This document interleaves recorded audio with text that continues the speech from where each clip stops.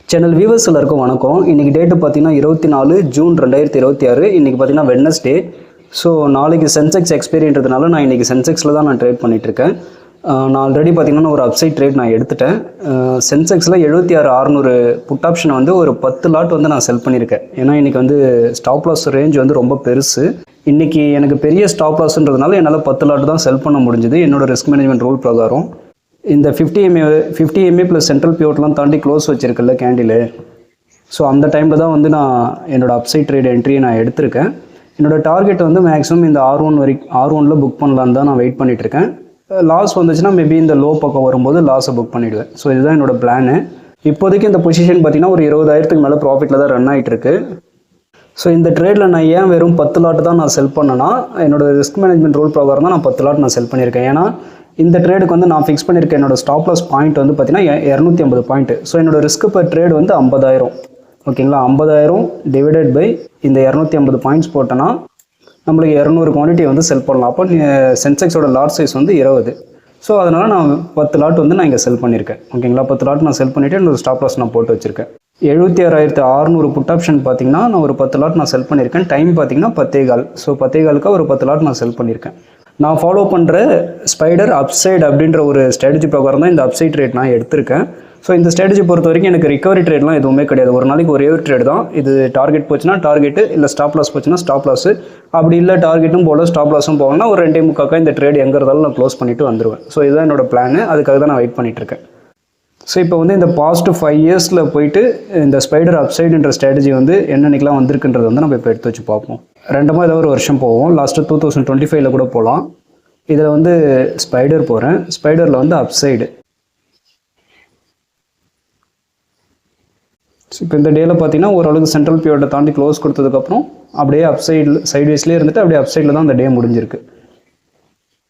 இப்போ இந்த டேயில் பார்த்தீங்கன்னா சென்ட்ரல் பியூட்லாம் தாண்டி க்ளோஸ் கொடுத்ததுக்கப்புறம் நல்ல ஒரு அப்சைடு மூமெண்ட் அந்த டே ஃபுல்லாக அப்படியே போயிருக்கு.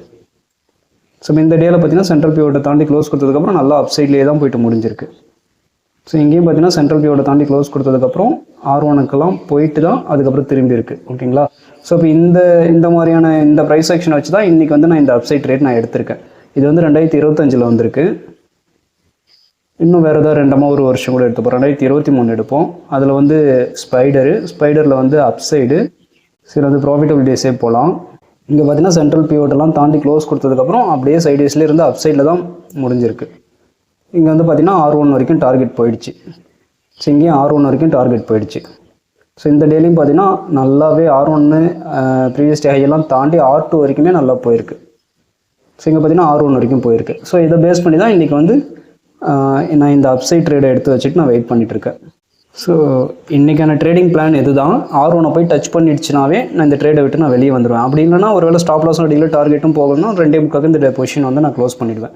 ஸோ இன்றைக்கி தான் பிளானு. இதுக்கப்புறம் வேறு எதுவும் ரிகவரி என்ட்ரி, இன்னொரு என்ட்ரி எடுத்து ரிகவர் பண்ணலான்ற ஐடியாவும் எதுவும் கிடையாது. இந்த ஸ்ட்ராட்டஜி பொறுத்த வரைக்கும் எனக்கு ஒரே ஒரு என்ட்ரி தான் நான் ஃபாலோ பண்ணுவேன். ஸோ நம்ம வெயிட் பண்ணி பார்ப்போம். இந்த ட்ரேடை வந்து நான் முடிச்சுட்டு அதுக்கப்புறம் நான் அப்டேட் பண்ணுறேன். வெயிட் பண்ணி பார்ப்போம். டைம் இப்போ பார்த்தீங்கன்னா கிட்டத்தட்ட 1:22 ஆகுது. நான் வந்து என்னோடய டார்கெட்டை வந்து ப்ரைஸ் வந்து ரீச் பண்ணிட்டதால் என்னோடய ட்ரேடை வந்து நான் க்ளோஸ் பண்ணிட்டேன். இந்த ட்ரேடில் பார்த்தீங்கன்னா நம்மளுக்கு மெயின் பொசிஷன் ஒரு 35,292 ரூபா ப்ராஃபிட் கொடுத்துருக்கு. எட்ஜிங் வந்து ஒரு 1,040 ரூபா லாஸ் கொடுத்துருக்கு.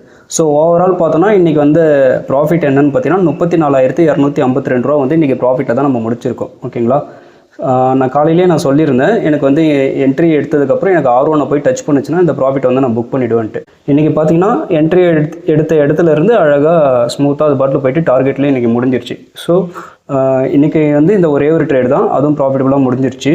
ஸோ ஆர்டர் புக்கை பார்த்தீங்கன்னா காலையில் 10:15 இந்த ட்ரேடை ஓப்பன் பண்ணியிருக்கேன். அதுக்கப்புறம் இப்போ 13:15 அப்புறம், அதாவது 1:15 அப்புறம் வந்து இந்த ட்ரேடை வந்து நான் க்ளோஸ் பண்ணிட்டேன். ஸோ இன்றைக்கி இந்த ஒரே ஒரு ட்ரேட் தான், வெறும் 10 லாட் தான் நான் செல் பண்ணியிருந்தேன். ஏன்னா இன்றைக்கி என்னோட ஸ்டாப் லாஸ் பாயிண்ட்ஸ் வந்து ரொம்ப பெருசுன்றதுனால நான் 10 லாட் தான் நான் செல் பண்ணியிருந்தேன். ஸ்டாப் லாஸ் வந்து சின்னதாக இருந்துச்சுன்னா குவான்டிட்டிஸ் வந்து அதிகமாக போடுவேன்.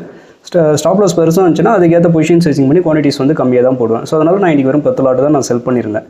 இன்றைக்கி என்ன சார்ஜஸ் வந்திருக்குன்னு பார்த்தீங்கன்னா ஒரு 218 ரூபா வந்து சார்ஜஸ் வந்திருக்கு இந்த ட்ரேடுக்கு. ஓகேங்களா, ஸோ இந்த வீடியோ பார்த்ததுக்கப்புறம் உங்களுக்கு ஒரு ட்ரேடை வந்து எப்படி தெளிவாக நம்ம ஒரு ட்ரேடிங் பிளானோட ஒரு ட்ரேடை நம்ம எடுத்து எப்படி ப்ராப்பர் ஸ்டாப் லாஸ் டார்கெட் வச்சுட்டு நம்ம எப்படி டிசிப்ளினாக ட்ரேட் பண்ணணும், ப்ராப்பரான ஒரு ஸ்ட்ராட்டஜியை வந்து நம்ம ஃபாலோ பண்ணனா எந்த அளவுக்கு நம்மளால் ஒரு அமைதியாக ஒரு கூலாக நம்மளால் ட்ரேட் பண்ண முடியுன்றதெல்லாம் வந்து இந்த வீடியோ பார்த்ததுக்கப்புறம் உங்களுக்கு புரிஞ்சிருக்கும். நான் ஃபாலோ பண்ணுற இந்த ஸ்ட்ராட்டஜிஸ் வந்து நீங்கள் லேர்ன் பண்ணணும்னு ஏதாவது விருப்பம் இருந்துச்சுன்னா தாராளமாக என்னோட வாட்ஸ்அப் நம்பர் கொடுத்துருக்கு, அதுக்கு காண்டாக்ட் பண்ணுங்கள். நானே கூப்பிட்டு உங்ககிட்ட நான் பேசுகிறேன்.